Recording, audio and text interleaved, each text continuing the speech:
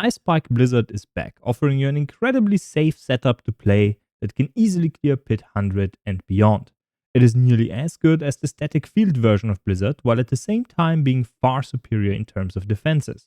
It's incredibly fun, very easy and smooth to play, allows you to still see visual effects on the ground, and is also very fast with screen-wide AoE to shatter whole packs. I will explain to you the mechanics, possible skill tree variations, the best Paragon choices, and how to progress from 1 to Torment level 12. First up, the mechanics. Blizzard by itself doesn't spawn any ice spikes. It is damage over time, so it cannot crit. For this you need Hailstorm. So ice spikes will form automatically if they hit a target that is vulnerable. But Blizzard by itself doesn't apply vulnerable. So the first thing we need to solve is get vulnerable on enemies. For this we are going to use the Biting Cold aspect, which allows all cold damage to apply vulnerable. Next, we need to solve the mana issues. If we start to cast, you will see our mana is going to be depleted until we hit an equilibrium point. This will allow us to deal an insane amount of damage, even without any of our buffs. Early on, we are going to solve this through a simple aspect. The aspect of elemental acuity. Pyromancy, Shock and Frost skills grant mana per second. This in combination with your equipment, like for example your chest, giving you mana regeneration, and with your ring, giving you resource cost reduction, quite a lot at that, you're going to reduce the mana cost to a manageable level and regenerate enough mana on your Blizzard that you can actually cast it without going Ohm. There is another help on the skill tree. You can put points into resource generation to regenerate 10 additional mana per second with multiple instances of Blizzard. This will allow you to sustain Blizzard much earlier than before. Now, to get elemental acuity to work, we need to spec into Familiar with the Prismatic Familiar modifier, which allows it to be a Pyromancy, Shock and Frost skill. Now, once you cast it, it will apply all 3 regeneration buffs on your character. Later on, we can omit this completely and use a Ring of Starless Skies to reduce our cost multiplicatively by another 50%. We already reduced the mana cost to 31 with our ring, which is much needed even if you have a Ring of Starless Skies. And then once we cast it 5 times, we're going to stack it up to allow us to cast it at 16 mana, so 50% less. This allows us to invest into attack speed. Otherwise, we wouldn't be able to and would go out of mana much faster. Now, with that equilibrium solved, we're going to have a look at our ultimate. As you can see, it has 3 stacks, Deep Freeze. This one is new with the expansion. With Glacier, you now have 3 charges of Deep Freeze. We can increase the duration to 5 seconds, and once we have a barrier, we're going to basically reduce the cooldown to just 30 seconds to half of what we already have, another multiplier to the cooldown. So actually, as you can see here, we have a cooldown of 25 seconds, not 51. So with just a little bit of cooldown reduction on your rings, you're going to massively reduce the cooldown on your Deep Freeze. Times 3, meaning 15 seconds of uptime on the Deep Freeze. Those 15 seconds translate to 4 times more damage due to the Armageddon aspect. And because of Glacier, we can just use the spell and run around while it's active. So you have a visual application as well to see when it ends and when you have to use your Deep Freeze again. And it will be grayed out while it's active, so you know exactly the duration of the Armageddon aspect. So the cooldown is still 25 seconds. So how do we mitigate it further?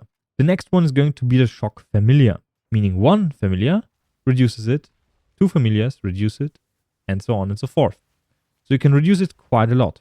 Additionally, in the skill tree, you have the bonus effect upgrade. This one reduces random cooldown by 0.5 seconds once it explodes. So if we use our Deep Freeze and then use our familiars, they will constantly explode and watch the cooldown of our Deep Freeze.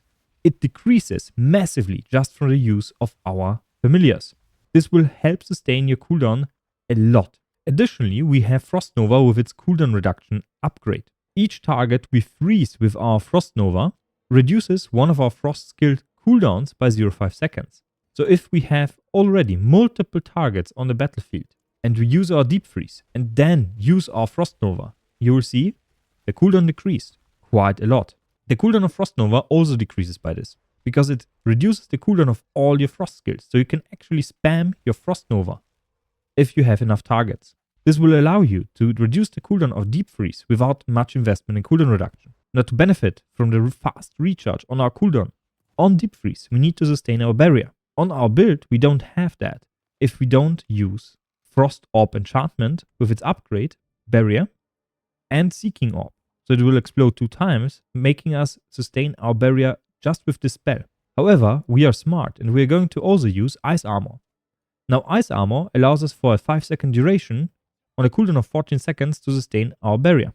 This will also increase your armor by a huge amount.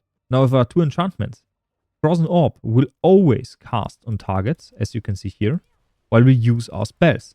So we get the explosions and this will sustain our barrier.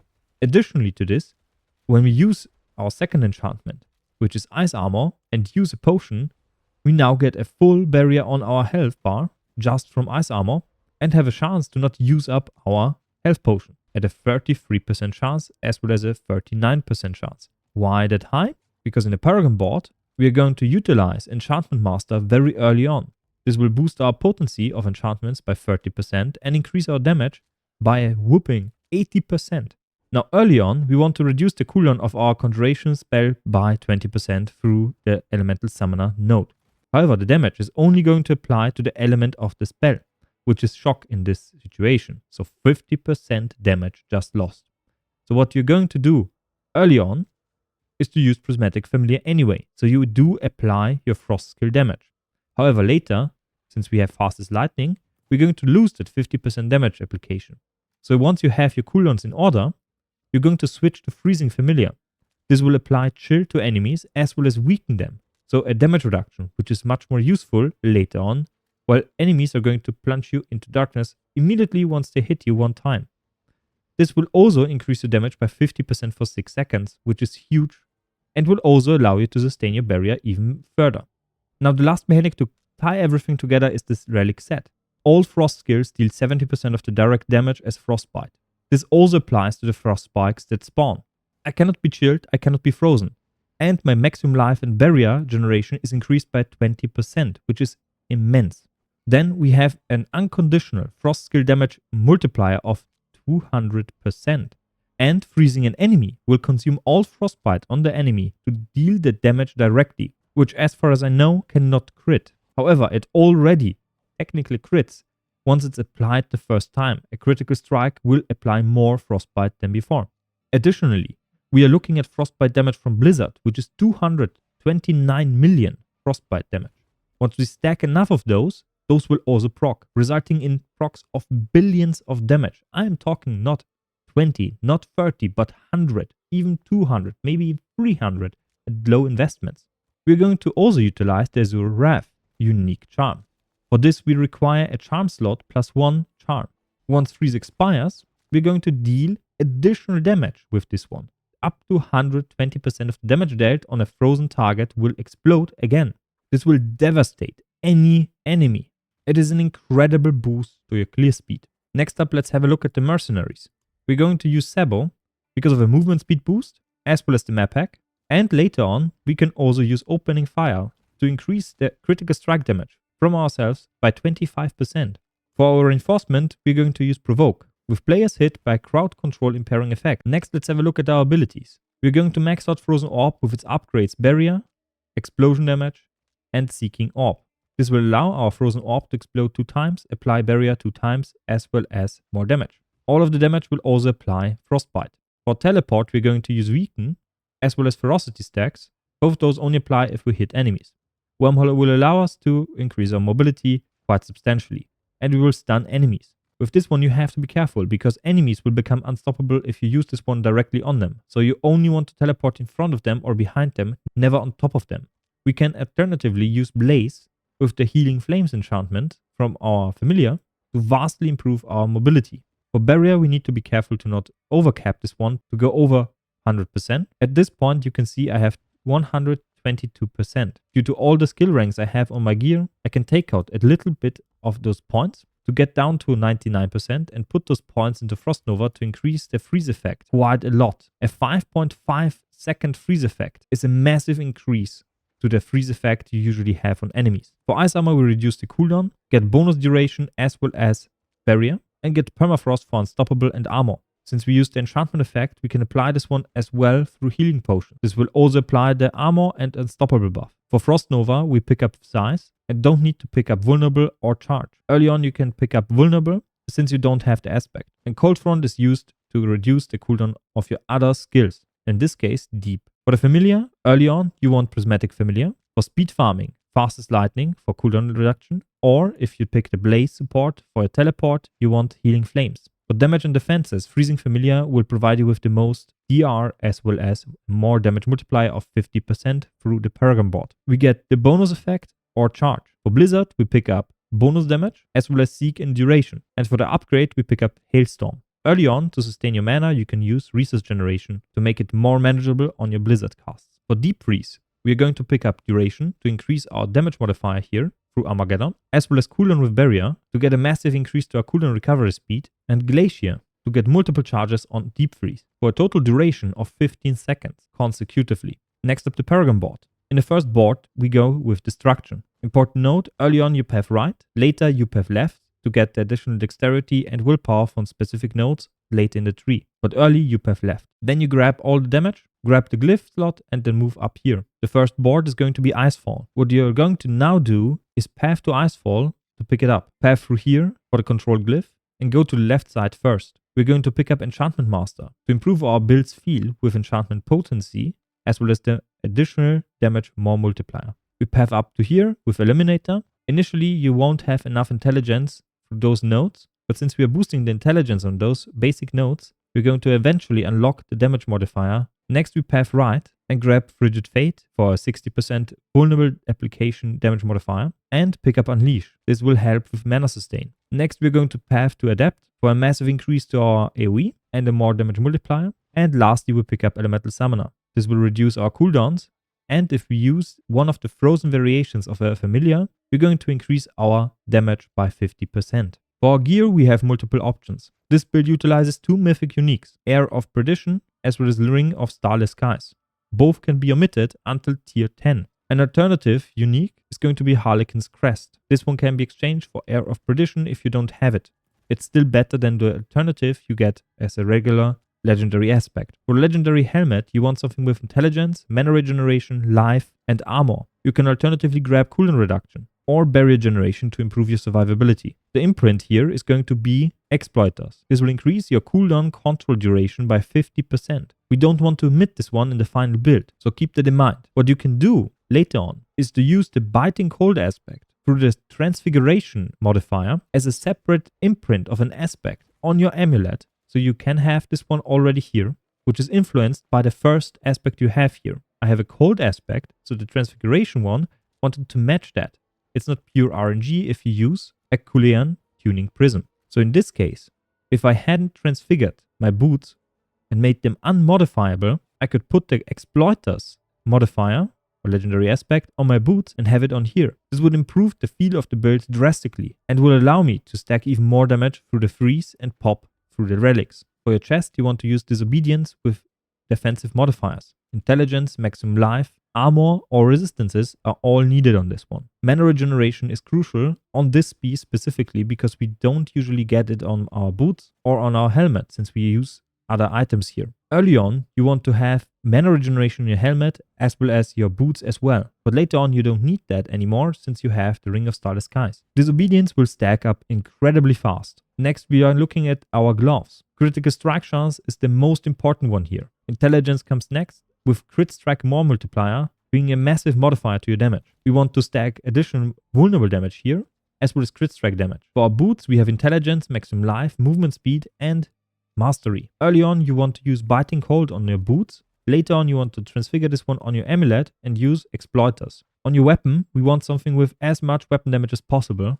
Intelligence, maximum life for survivability, crit strike damage, or if you want to omit the maximum life because you have already enough, you can use vulnerable damage or cold damage. Both are fine. You want to put crit strike chance on your weapon to increase your crit strike chance until 90% or higher. Currently I'm sitting at 79%, but due to the runes I'm going to use in my helmet, I'm going to get 10% additional crit strike chance, which gets me to around 70%. Ideally, you want to cap this one. The last 10% you can grab through your Seal modifier, which can be up to 10% crit strike chance. On mine, I currently have attack speed and a charm slot because this one is the only one with a charm slot for me, which is much more valuable than the additional crit strike chance. At the end, I want the 10% crit strike chance on this one with a charm slot and a modifier to the set I currently have obtained. For your gems, you want cold damage multiplier. Get the best ones here. Once you transfigure the item, you're going to see a modifier here appear, which can be gem effectiveness. If you get gem effectiveness at 200% or more, the cold damage multiplier here, which can be up to 32%, can grow up to 90%, meaning a massive boost to your damage. For your amulet, you want intelligence, crit strike chance, attack speed, as well as crit strike damage. You want to stack as much attack speed and crit strike damage until you get to the caps. For your ring of starless skies, prefer to grab the attack speed here as a greater affix, as well as additional attack speed with the targeted masterworking. Temper cooldown reduction on this one. Same with your amulet. For your ring, you want resource generation, resource cost reduction, crit strike damage, and intelligence. You don't actually need the additional crit strike chance here if you have it on your gear in your other places. Now for your secondary rune, which is found in your pants, I opted for the Barbarian's Challenging Shout, which reduces the damage you take. If you feel comfortable, you can exchange this one for something else, like for example Om, which will invoke the Barbarian's Warcry, which increases your damage by 7.5%. This one is another more damage multiplier. It has a 6-second cooldown, so you need to avoid taking health damage, which we do not take anyway, since our barrier will prevent that, for 6 seconds. This aligns perfectly with the cooldown of our Warcry. Even in the transfigured state, you can exchange your runes without any trouble. Now, what can you do to reach your crit cap? You also have Asus Heirloom. Now, how would you approach exchanging your starless skies? You pick up any ring with additional crit strike chance, crit strike damage, attack speed, or any other damage modifying stat you can also find on the starless skies. Resource cost reduction in varying degrees. The most beneficial ring you can have here is some kind of hybrid between offensive stats and resource cost reduction. If you have enough mana regeneration on your other gear, you can apply and use the Sundering Frost aspect instead of the Elemental Acuity aspect to improve your damage even further. Chest alternatives include the Raiment of Infinite. This one provides you with a massive damage reduction for 8 seconds once you use your teleport. Coincidentally, with this build, you have an 8-second cooldown on your teleport, so this one aligns perfectly. You just need the right stats here, preferably the same that you would find on a regular chest, like here. The additional mana per second is important here, so don't omit this one. So you need to use one with mana per second. Alternative to this is Raiment of the Sea, which is not good for this build. Why? Because the lingering effect does not proc the ice spikes, which is the bulk of our damage, not the regular hits. Lastly, I want to talk about talismans. I explained the mechanics already in the mechanics section, so I don't want to go over the details here, but you want the full set. In the charm slot, you want a charm plus slot 1 and Azul Wrath as the unique charm. Once you get to the end game, you can slot in a mythic version of the seal, which allows you to use only 4 set charms to complete the set effect, and then use 2 unique charms in those slots. You can either use the Godslayer crown to improve your damage even further, or convert your Raiment of the Infinite to become a unique charm to improve your survivability by a lot. There is also a Rose Ring, which provide you with 60% increased ice spike damage, which I currently don't have, or the Signet of Plagiaire, which provides you with 15 to 20% increased damage per second the target was frozen permanently on them. So if your freeze expires and you didn't kill the enemy, you will deal even more damage the second time around. And lastly, I want to talk a little bit about how to obtain your mythic uniques. You will be able to find a tribute that's mythic, run this mythic tribute with the upgrades Last Grasp, Bauble Day, and Idols of War, which allows you to spawn multiple chests at the end per goblin you killed during the run. If you do this one in a group, you can stack 4 of those keys and run it 4 times. So if you have 2, you can get quite a lot of mythic uniques. And I already scrapped some of them. Now this sums up the video. If you have any questions, comment down below. Don't forget to leave a like and subscribe if you haven't already. So see you next time and bye.